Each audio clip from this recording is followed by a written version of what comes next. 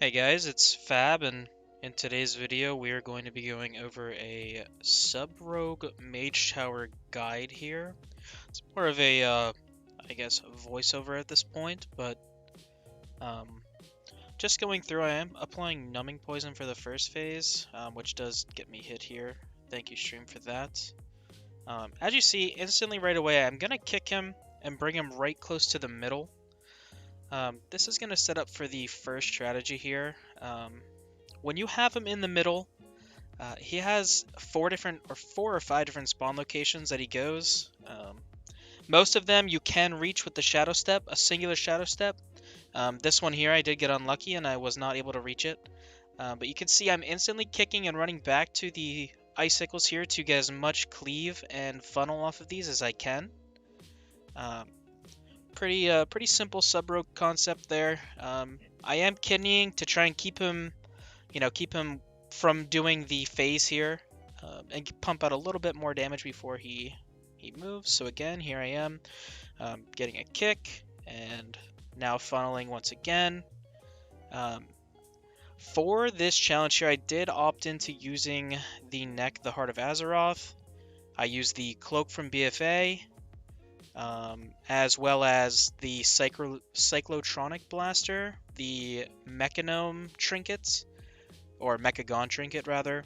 That trinket, if you do have flying, you should be able to get the trinket from the Mechagon area. All you need is the component itself and then the punch ticket to put into the card.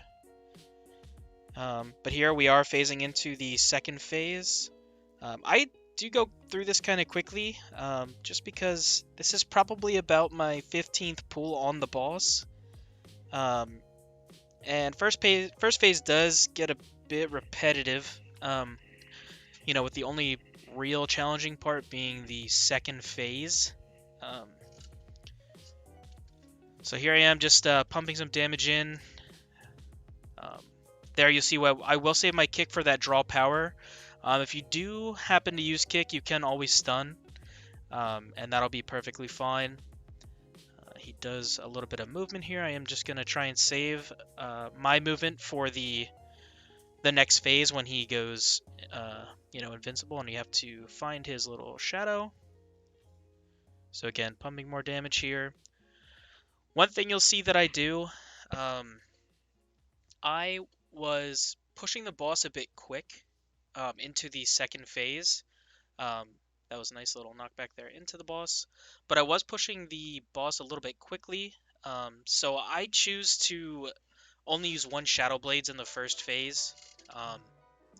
Only because I was having to wait a long time before I could, push the boss into the second phase. Because, of course, you do want all of your cooldowns up going into that second phase with it being such a tight DPS check. Now here he does pour it out of my range, so you'll see I do cloak and sprint out. And I did get a little fan of knives on those before I ran out, so I could re-up my slice and dice.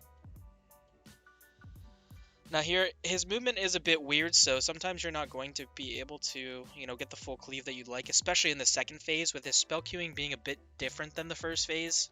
See, as you can see now, he's casting the Shadow Barrage in this Frostbolt phase as well. So the rest is pretty self-explanatory for phase 1 here. Ultimately, what I'm doing, just bringing back to the middle, so I'm able to shadow step, as you'll see here. I'm going to shadow step to the side and then walk over to him since he wasn't within the shadow step range. And here I do vanish to try and shadow strike to him, but he's out of range and I accidentally walk into the beam and take a big hit. Isn't such a big deal since you're running the Soothing Darkness trait. You do get a lot of passive healing when you're dancing, so that's why I did choose to dance there. I assume he will probably be phasing here soon. Into the arcane phase, which will allow me to get a little more healing as well. And again, you see me skip through. And then I kill this guy, get my heal up, and he's right there next to me, which is great. Now, at this point in the fight, you can see I do have my blades. I have the Cyclotronic Blast up. Pretty much everything that I would want at this point is off of cooldown. So I'm going to go ahead, try and reset this dance that I used to push him down a little bit. And once I do that, I will go ahead and phase the boss. He does phase around 10.5%. as you'll see here in just a bit. So again, draw power, we kick that right away so we don't get killed by the Arcane Barrage. And not much happening here. We are just kind of stalling until we go into the next phase. And a little bit unlucky because ideally you will want to go into this phase with 5 combo points, as you would want to re-up your slice and dice right before the fight engages with the second phase ad. However, as you see, I only got 3, which is fine in this case. I did end up killing the boss. I chose to sit down and eat there to full because I didn't have file yet. So with this boss here, I chose to use the regular Shadowlands consumables, other than the Unbridled Fury. Now that is Potion of Unbridled Fury. That is a potion from Legion, I believe. It is quite pricey. It was like 1,000 gold per pot. But it does an absolute blaster of damage. Like, I have no way to even describe it. I mean, it just does so much damage. So right off the rip here, I went ahead and I did pop Lust as well as the Unbridled Potion.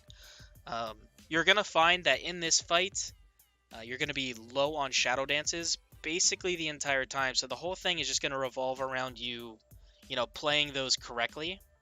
I chose to use Mark for Death specifically for the ad sets as well as Shuriken Tornado.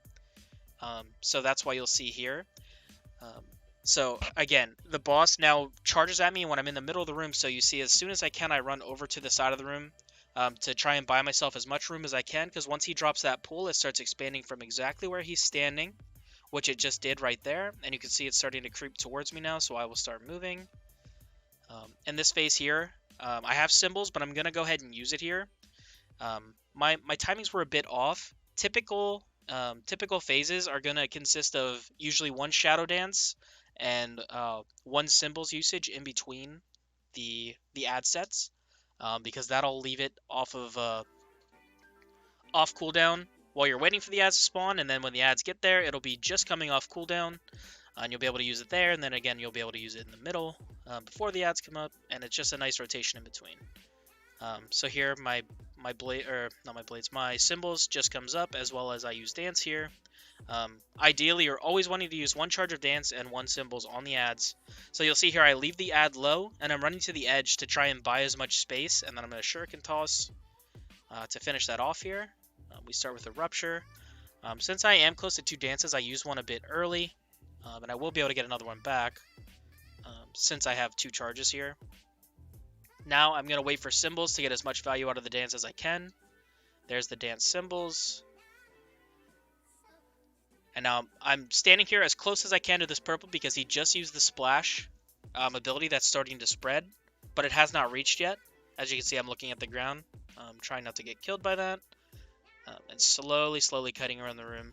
I found some percentage around 36% when he starts casting this ability is right around where the sweet spot is with I'm gonna be able to kill this boss, and whether I am or whether I'm not going to be able to kill it.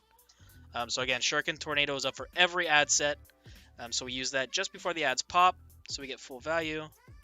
There's the Mark for Death on this man. And we're spending. Now I really wanted to slice there, but I couldn't because I needed to kill the ad before he got in. And we're bringing him right out to the edge again. Now he just dropped his purple puddle again. Here comes Blades off of cooldowns.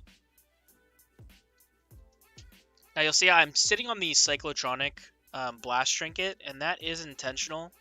The last 10% of the boss's health is an Enrage. I've tried multiple things with this boss. If you kidney him, he continues to hit you while he's kidneyed, as well as, the purple will spread underneath him and you won't be able to hit him. I actually think I kidney him in this, and you'll see that, he continues to swing at me. So ultimately what you want to save, you want to have Evasion, you want to have Cloak, and you want to have some way to hit him. I know some people are using IQD from the other side, which has the Execute in the last bit of percent. But ideally here, we're just trying to burn these ads as fast as possible. If we kill these ads, it's a really good sign. that we have a real chance of killing the boss. Boss is at 15% here. So I'm sitting on my dances because, like I said, with the enrage being at 10%, you really need to slam him so hard at the very end in order to kill him before evasion runs out.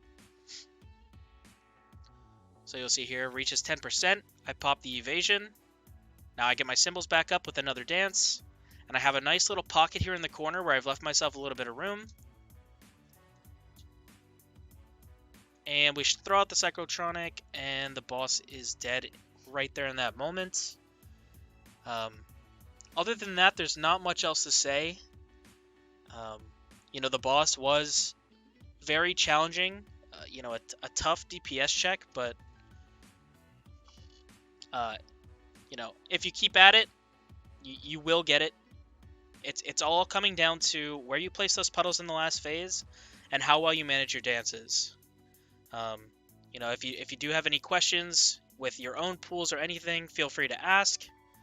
And that is all for this video, and I hope you have a great rest of your day. Peace.